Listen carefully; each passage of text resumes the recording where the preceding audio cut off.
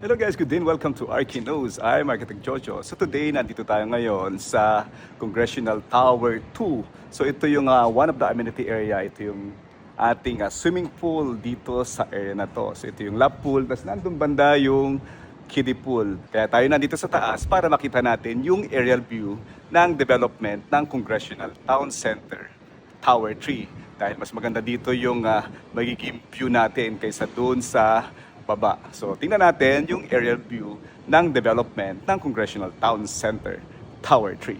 Let's go! Now, ito na guys yung aerial view ng ating Congressional Town Center Tower 3 development.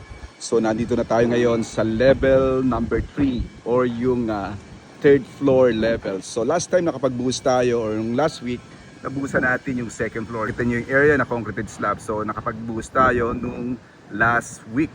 So right here, right now, nandito tayo ngayon sa area ng third floor. So makikita nyo dito yung mga formworks na ongoing installation natin. And sa mga susunod na mga araw, makikita natin na makakapaglatag na tayo dito ng ating mga rebars para sa ating slab columns and beams.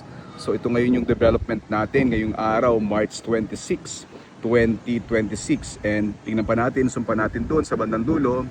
So, same thing dito sa mas malapit, kita natin dito yung mga nailatag na sa ngayon na mga slab forms dito sa area na to. So, magandang makita lalo dito sa top view or yung aerial view yung development natin. This is the other angle of the aerial view natin dito sa ongoing development ng project na to. So, ito nakikita nyo na concreted slab, yan yung area ng ating hallway. So nakakonect din yan doon sa hallway ng ating Tower 2. So kita nyo yung mga na-install na nating mga rebars and also yung ongoing din na rebars nitong ating elevator core wall na nakikita nyo. So yan yung mga na-install na natin ngayon na slab forms and also yung mga fabrication ng ating column ties and other rebars para dito sa ating columns and beams.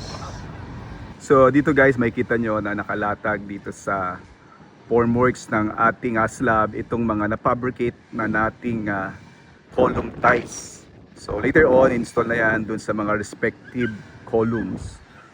Alright guys, so nakita nyo yung ongoing development ng ating Congressional Town Center Tower 3. So abangan pa ulit ninyo yung mga susunod na development ng project na to. I'm Architect Jojo, joyfully sharing with you what Arky knows. Thank you very much and God bless you all.